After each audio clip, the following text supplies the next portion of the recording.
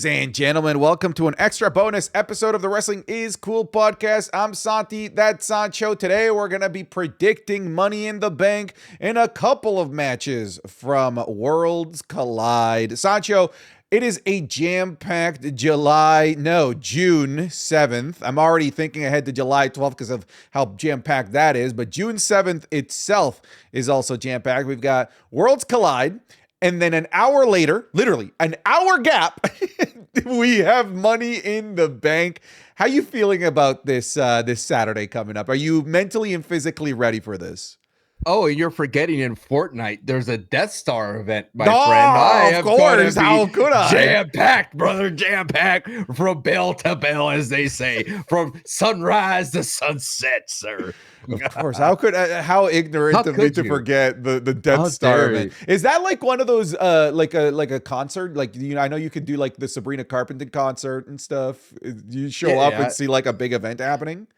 Well, it's more interactive than Sabrina, yeah, but it's a mark of the end of the season and the start of the new one, and they're probably going to bring a new map, but the Death Star is going to show up and blow that sucker up. You know what I'm saying? You're a Star Wars fan? You a big Star Wars guy? I watched all of Star Wars. I like Star Wars. I wouldn't qualify myself like as this big Star Wars fan. Like, if you want me to dig deep into lore, I'm not your guy.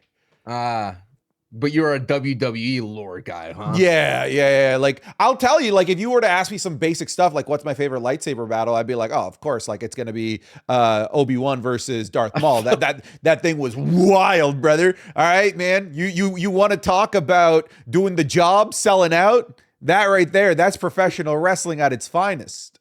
I thought you literally going to say it's going to be Bloodline Rules. It was there. But you're right. Who's the Darth Maul of the WWE? Oh, like, really look cool, head to toe. You're like, this dude is a badass. He could, and then just gets in the big WrestleMania moment. You know what I mean? Oh, because I was gonna say like Architect Seth Rollins with how well he moved. He kind of did, and his gear kind of gave a little bit of Darth Maul vibes. But unlike Darth Maul, this guy actually got over in the WrestleMania big moment. He actually won the big one, so I don't know that necessarily makes him the Darth Maul of the wrestling universe. I don't know, man. You got to really think about it. We'll put a pin in it for the full podcast, because in this one we are just predicting the weekend of wrestling. We're gonna go through each match. We won't go through every match in Worlds Collide. We've handpicked a couple of like the more important ones, because Worlds Collide is full of a lot of multi-person tag matches, and I feel like understandably so, right? If you're trying to introduce as much of the AAA roster as possible, I feel like I will be fine with all of these like 6-man tag matches. Sure, let's go ahead. Introduce the world to Mr. Dr. Iguana. Wagner Jr. Mr. Iguana. The guy had a puppet. I was like, wait a minute. Whoa. Dude, I was laughing because Cole didn't say Mr. Iguana when they were talking, and then Pat goes, and then there's Mr. Iguana. That's the guy you really got to look out for. I think the world is definitely going to be kind of surprised about the world of the Luchador and AAA. It feels it's going to be interesting. I mentioned this to you off the pod. I was saying I wish it was a true World Collide. We'll talk about it more in the main podcast, where it felt like a clashing of the styles. This just felt like, hey, you got luchadors, we got luchadors, we're all luchadors. Let's use your luchadors. You got LWO Legado doing their thing, which is fine. But even a Damian Priest would have been a hot pick in there in the World Collide. Campeon. It does feel like it's all right. You guys bring your luchadors, we'll bring our luchadors, and Ethan Page. the best of our, even a guy who's moonlighting as a luchador. Yes, help it make sense, Santi. Help it make sense. All right, we'll do some of the marquee Worlds Collide matches first, and then we'll go into Money in the Bank. So let's start off with that fatal 4-way for the North American Championship between champion Ethan Page, Javon Evans, Laredo Kid, and Ray Phoenix. We were talking about this show not necessarily featuring a clash of styles. I like this as a Worlds Collide moment, because it does sort of feel like Ethan Page has been teleported into a different realm and is now surrounded by people that do not obey the laws of gravity. And that feels worlds colliding, in my opinion. I'll take this one first since it's mostly an NXT thing, and this is kind of like my bread and butter. I am keeping the title on Ethan Page. I think ultimately the play is Ethan Page losing this to Javon Evans a little bit further down the line, maybe like a Great American Bash. I don't see this being the place where titles swap brands. I know that it's recently happened with TNA, but I don't think it's going to be this particular show where we see that between AAA or NXT. We might never see that, by the way. They might just keep AAA to AAA, NXT to NXT. I'm keeping Ethan Page here. I think that this has the potential to be the best match of the night just with the talent that's there.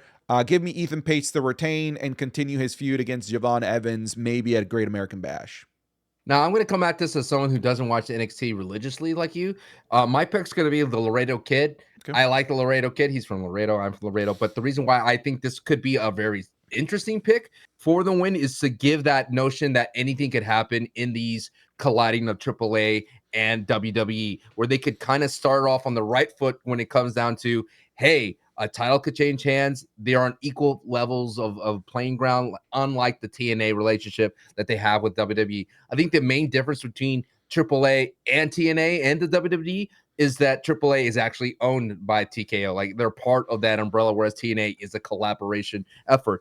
So if the WWE wants to create some great headlines to give some good feels to reassure the fans of the AAA community, like, hey, we're not just going to here to overpower you, put the belt on Laredo Kid. Laredo Kid does have TNA experience. Laredo Kid is a great luchador, and I like Laredo Kid a lot in terms of in-ring.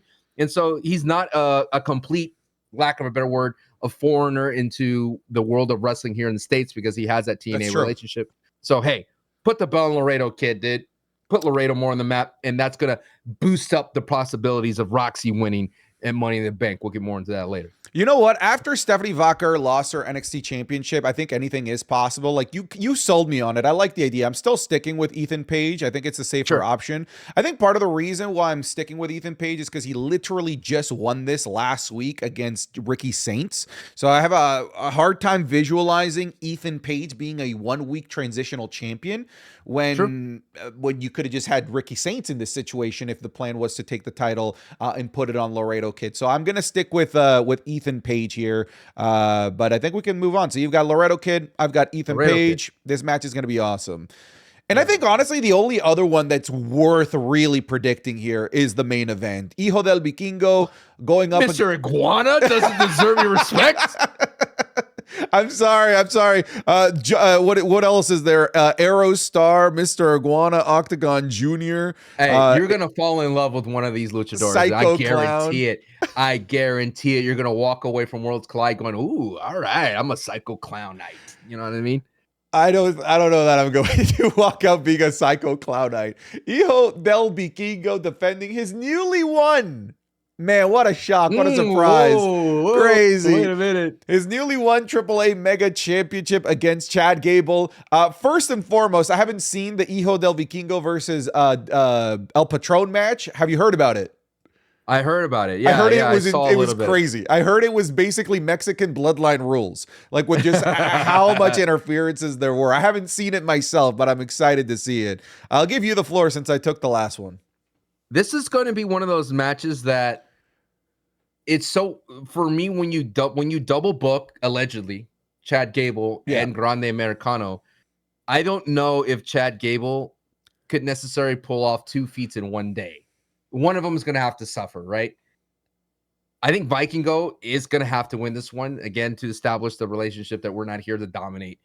It would be, if it was Grande Americano, I would probably lean more towards Grande Americano being the mega champion, running around and getting some real mega heat for not only him, but the WWE, and then set up something further down the line in Mexico where he has to defend that belt. I think that would be a much more interesting route.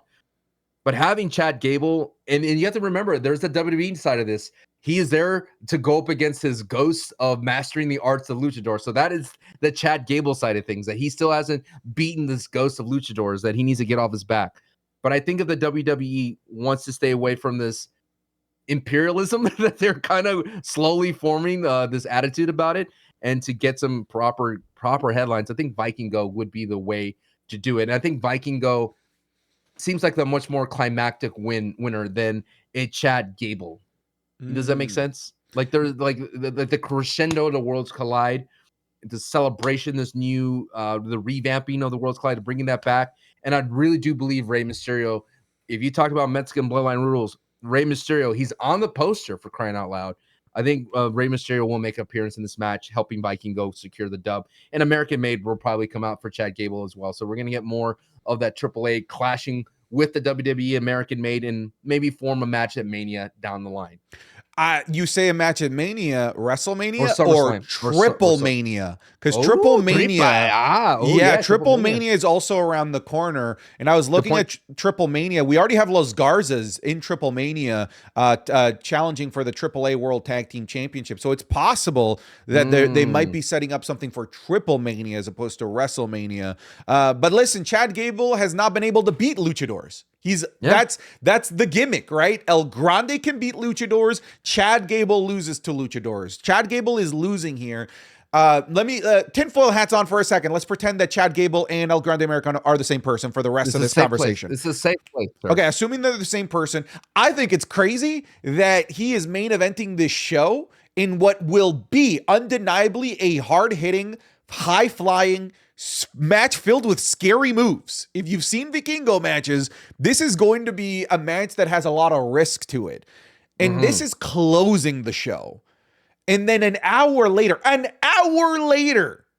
not the kickoff, but Money in the Bank starts. So in theory, Chad Gable is going to have tops 2.5 hours if the men's Money in the Bank is closing Money in the Bank to recover from this match. That is a level of trust that I don't know that I've seen WWE give to anybody since like Daniel Bryan WrestleMania 30.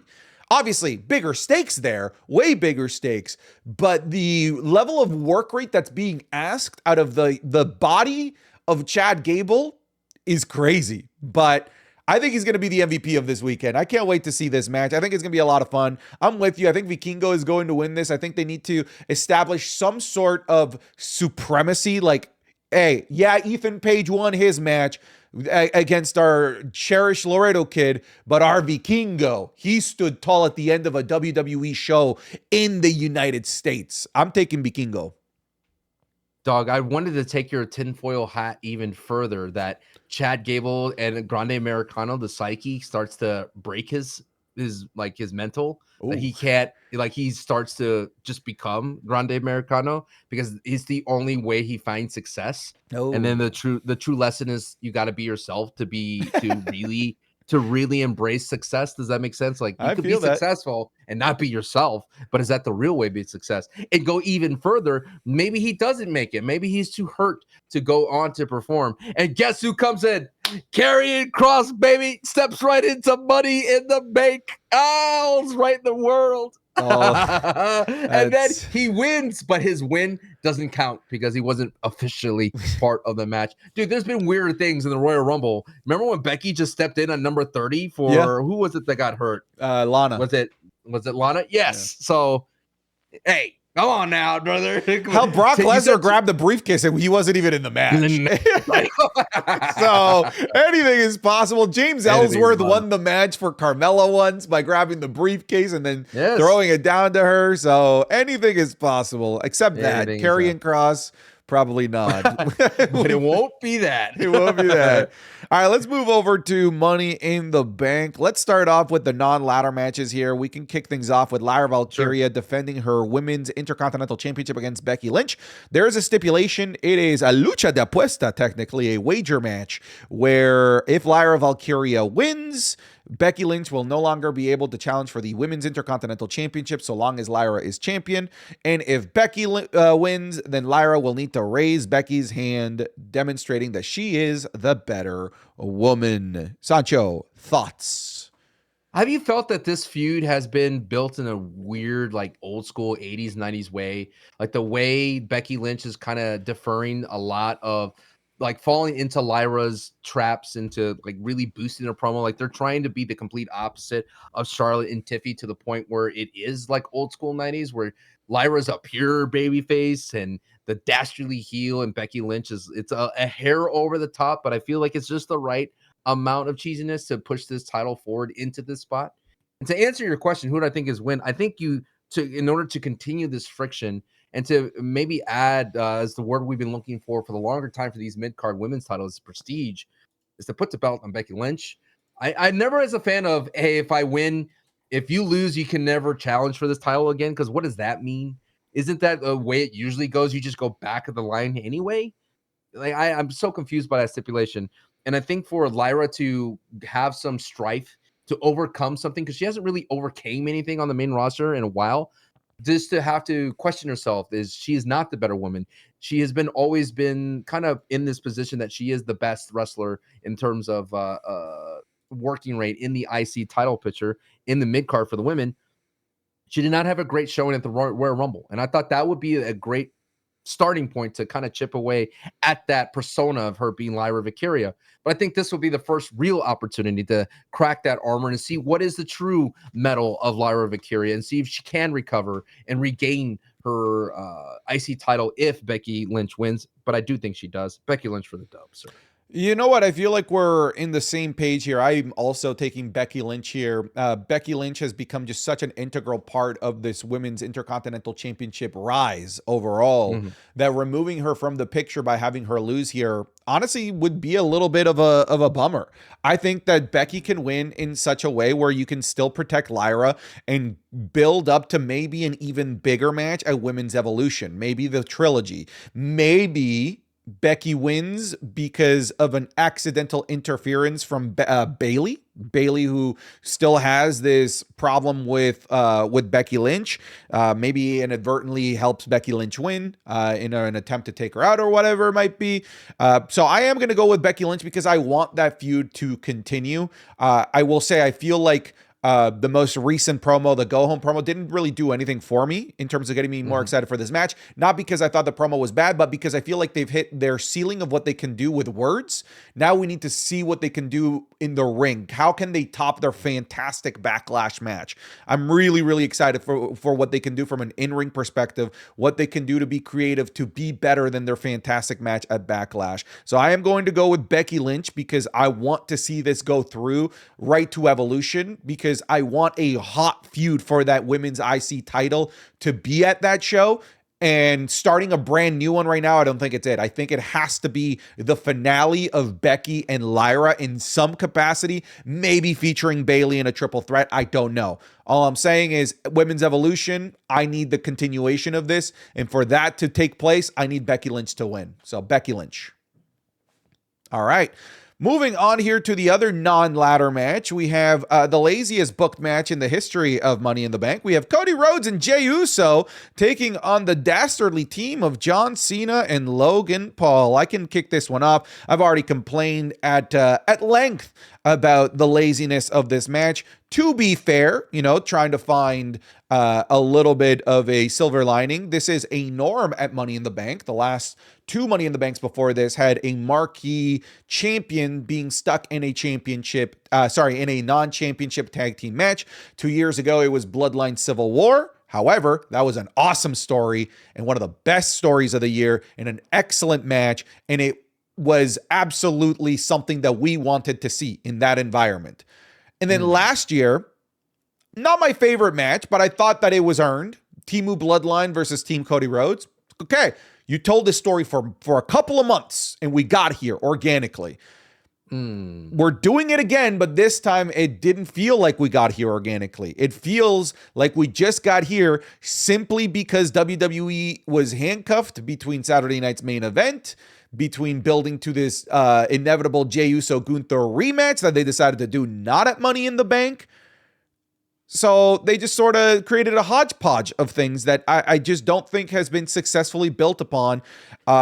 And we will, end up getting 2 promos in total between all of them? Maybe if we get one on the go-home episode of Friday Night SmackDown? Lazy booking, lazy storytelling, dare I say no storytelling at all. So I'm basically going off of wrestling logic as opposed to storyline ramifications here for my prediction. Cody Rhodes and John Cena both need to be protected. They are clearly building towards those two having a big matchup. Jey Uso needs to be protected because 2 days later he has a match against Gunther. That kind of leaves us with Logan Paul as odd man out. Logan Paul is going to take the pin. Cody Rhodes and Jey Uso are going to win. That's it. Thoughts, queries, concerns? Well, it depends on where this match is. I think this match will only add to the drama of Money in the Bank if it's the last match of That's the a night. great point. That is an excellent point you make there. Yes. Yes. You have both champions available to be cashed in on. Then it all depends on who wins the men's Money in the Bank. So if this match goes last, I think that's where I like to call this match a prop match. It's a way to get the drama in the door. It's a way to sell tickets, but it's a way to set the stage for a possibility for the heist, another heist of the century, right? But knowing the WWE, we wanted Tiffany Stratton to cash in at War Games. We were like, for the love of God, we've never seen this before, ever. Cash in at War Games, and there was that moment she was standing there and looking at both champions, and we're like, oh my God, it's going to happen. Even a crown jewel. They had a crown jewel. Multiple opportunities to do something new with two champions in the ring at the same time.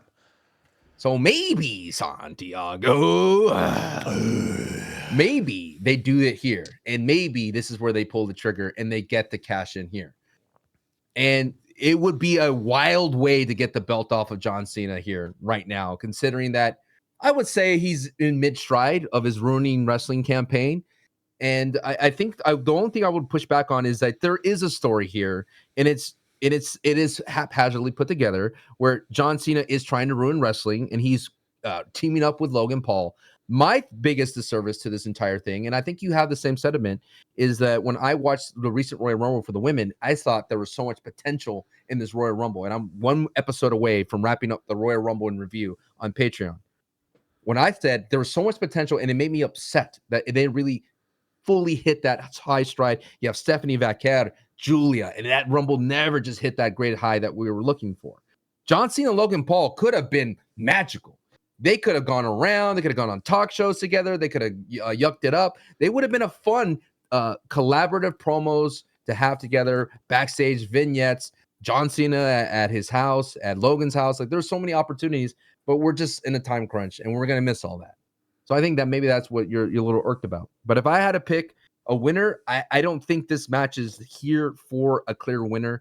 I think the team of Cody Rhodes and Jey Uso does win, considering that Cody Rhodes has returned and he needs a win. But I think this is going to be used for a cash-in opportunity, and we'll get into that depending on who wins the Money in the Bank. All right, let's get into Money in the Bank matches. We'll start off with the women here.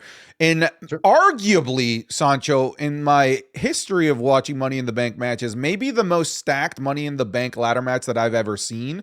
Not maybe necessarily in star power, albeit a ton of star power is in this match, but in terms of, I think I could make a good case for every single one of these women to be the one to win the Money in the Bank briefcase, and that is a rarity. We have Alexa Bliss versus Roxanne Perez versus Rhea Ripley versus Julia versus Naomi versus Stephanie Vaquer. I'll run with this one since you took the last. No, you take this one. I took the last one.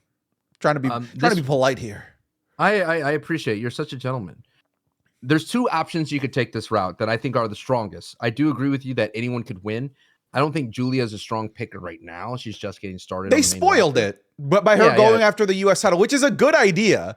But I wish they had gone towards that after the Money in the Bank. It's like, at least make me pretend like Julia had a chance. The title, that United States title, means a lot of love. If Chelsea Green gets the most pops with your champion in the ring, I don't know. I don't want to put all blame on Zelina. I think it's Zelina's booking, definitely, and her presentation. Has she cut a promo as champion? No, that's what I mean. So, right? That's her booking and producing is causing Zelina, she's the best talker. I think, who was it? Wheezy said, give the mic to Zelina. Or no, Zelina wanted the mic herself, and Wheezy was like, that's what she's been saying for a long time. My point is saying you got two routes here, Santi. If you want to go with the Summer of Judgment Day, you give it to Roxy. Mm-hmm. You want to add spice to that, want to add seasoning, want to make Dominic Mysterio more attracted to Roxy in the sense of like, oh, she's alluring, she's winning, she has the Money in the Bank. when you make Liv more paranoid that she's losing, that yes, she is the tag team hold, maybe they lose the belts too. I mean, they're causing Liv Morgan to lose and lose and lose, Raquel to lose and lose and lose. And they're making Roxy win and win and win with Judgment Day. She literally helped out JD and Finn Balor. So they're causing this rift in between. And what a best way to cause the biggest rift than to have the Money in the Bank briefcase for Roxy.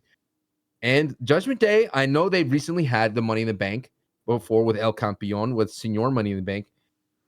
I think it'd be a great accessory for them. And Triple H does really well with women's Money in the Bank. So I'm going to say Roxy would be my grade A choice. My side B, if I could get one, my second choice would be Naomi. That would be if you want to really continue this drama and saga of Bianca and Jade Cargill. If you want to give Naomi that idea of the gimmick of proceed with caution. She's always in the background. She's ready to strike to continue that. She is one of the most scariest women on the roster. If you want to build up that alluring gimmick a little bit more, you want to add shine to it, you give the briefcase to Naomi. And then she could do some really cool things to it, gimmick it up with the caution tape and all that kind of fun things. I think if you want a story that builds to WrestleMania, you give it to Naomi. If you want a fun story that will be for the summer, you give it to Roxy. But my choice is Roxy here. All right. It's interesting. I think that we're a little bit different. I'm less sold on Roxy. I think my two options here are Naomi as my favorite and Stephanie Vaca as my second kind of like wild card horse. I'll explain my Stephanie. Are you Booker T?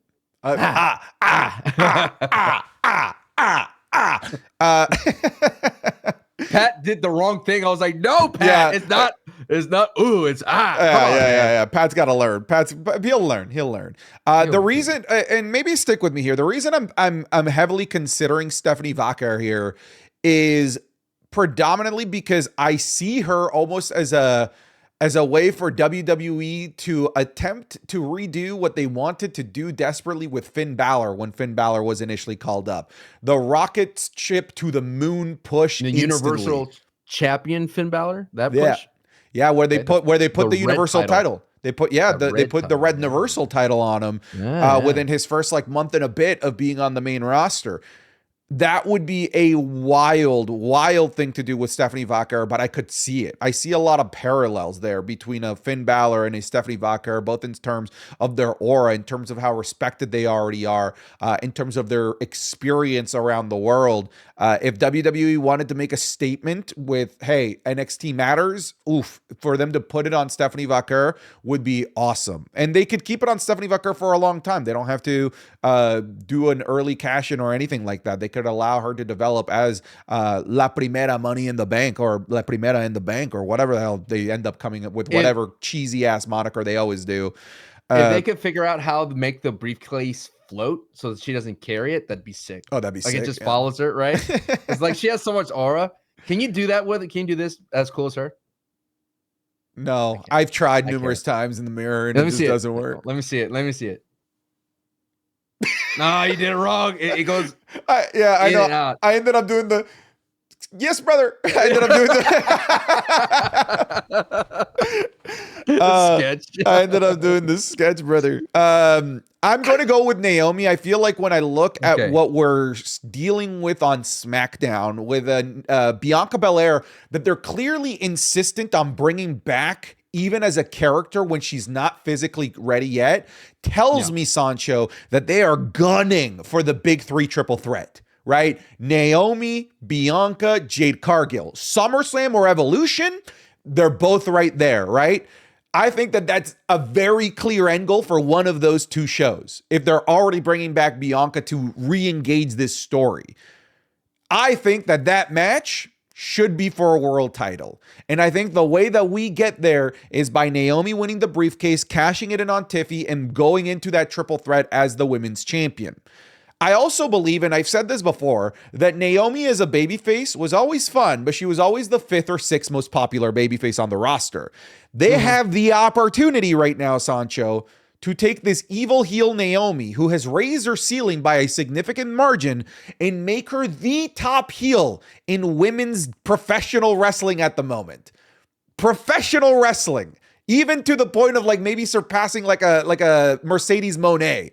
Right now, Toni Storm's a babyface, so you don't have Toni Storm to compete with as the top heel in women's wrestling. What about Megan Bayne, brother? Yes, brother. I like Megan Bayne, but she's not in the world title picture. She's just started. She's getting her feet wet, and she's going to be cooking a lot. But that is the ceiling that I see at the moment for Naomi. They could turn her into the top women's heel in professional wrestling. If not wrestling, WWE for sure has to be in play. And I think a great way to do it right now is with her running around with that caution tape briefcase and cashing in on one of two beloved babyface champions right now, Io and Tiffany Stratton. I think it's so perfect. It's right there. Naomi is what I'm going with. I like that. And I think we just need a break from Nia Jax as being the big heel of the women's division. Yeah. I feel like WWE has missed that, right? Like the big heel. Who's been the biggest heel? Liv? And she's been great, but beyond Liv, it was Nia for a while. I know, but like that wasn't awesome. I'm talking like last great top heel in the WWE. I think it was Ripley with Judgment Day. But she's not heel anymore, right? So we have a big vacuum right there available. And Liv is becoming so popular and beloved that I think at any moment with this storyline, they're going to turn her babyface too. So I feel like they need to capitalize on this Naomi. Dom going heel again. Another heel term for Dom. Heel cubed. Isn't that what that's called? The 3 is not cubed? Yeah. All right. So you're going predominantly Roxy with a kicker of Naomi. I'm going Naomi with a kicker of Stephanie Vacher. Okay. All right. Fair. I think that's fair for Money in the Bank. We could have like a fun pick. And it's like you take the serious picture and then you do the fun picture, I feel like we both agree. Who is the worst option to win this? Should we do a countdown? 1, 2, 3. Rhea Ripley. She doesn't need it. It'd be redundant, right? It'd be redundant. Yes. She doesn't need it. It's not us saying that we don't like Rhea. She'd probably be a good Miss Money in the Bank. Honestly, she'd probably be entertaining. Mommy in the Bank, bro. Do you know how much that would sell? The merchandise of Mommy in the Bank. It's redundant. It's putting ice cubes in an ice bucket. It's already cold, brother. It's already keeping itself cold. It's unnecessary. She is a walking briefcase, as you've said before. She can get championship opportunities, and it makes sense. She doesn't need this plot device. She proved it last Mania. Literally, yes.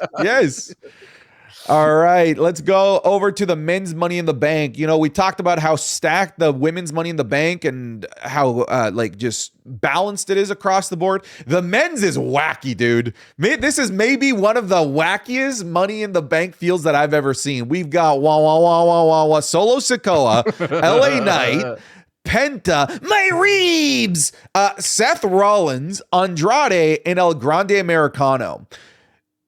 Wild field. I'm just reading it out loud. It is an insane field. I guess I'll take this one here. At face value, the only one that I'm like, oh, that's a sure thing that they'll run around with the briefcase and it's gonna go well is Seth Rollins, right? That to me is like the one lock. If you want to go the safest route, it's Seth Rollins. It fits the character that he has. It fits the motivations of the character that he's already outlined. However, I don't think that that's going to be the case. I feel like what we're going to see in this match is CM Punk or Roman Reigns costing Seth Rollins. I think it's inevitable. It's like every summer, Sancho, where a big faction constantly gets involved in a match on Monday Night Raw. The last couple of years, it was the Judgment Day. This year, it's Seth Rollins' faction. And I think that all of those interferences against Sami Zayn and Punk and Jey Uso are going to come to bite them in the ass here. And Roman and or CM Punk will cost Seth Rollins this match. When I look at the rest of the field, it's fascinating, dude, because I look at a Solo Sikoa. That would be bold. But I don't think that would land very well.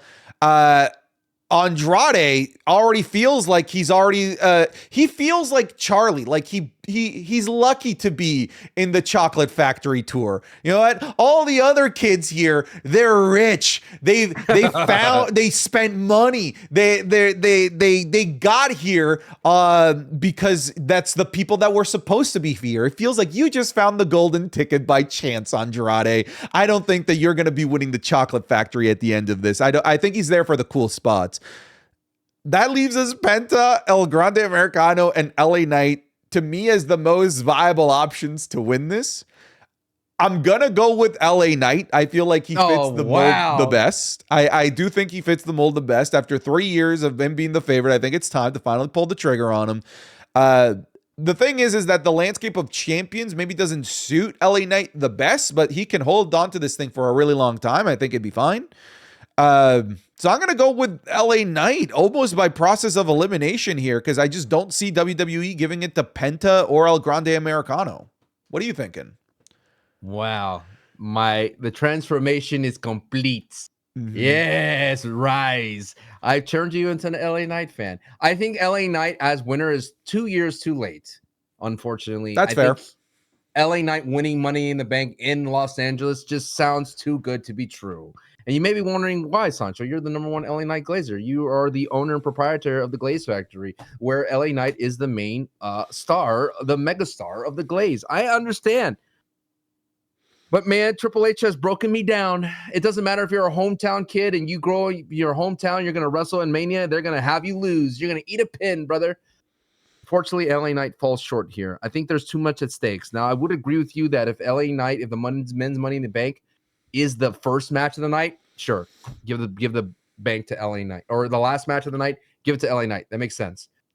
But if it's the first match, I think Seth Rollins is going to be the pick because he's going to be the one lurking in the background to cash in the tag team title match that will happen at the main event because you have main event Jey Uso, Cody Rhodes, Logan Paul, and John Cena. Too many big names not to have at the main event of Los Angeles.